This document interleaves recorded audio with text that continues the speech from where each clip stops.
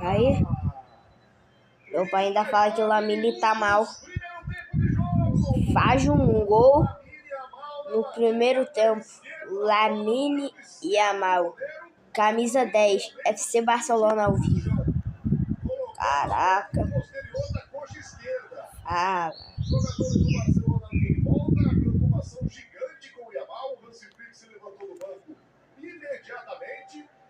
O Barcelona abre o placar, mas todo mundo com medo de comemorar, Calçade.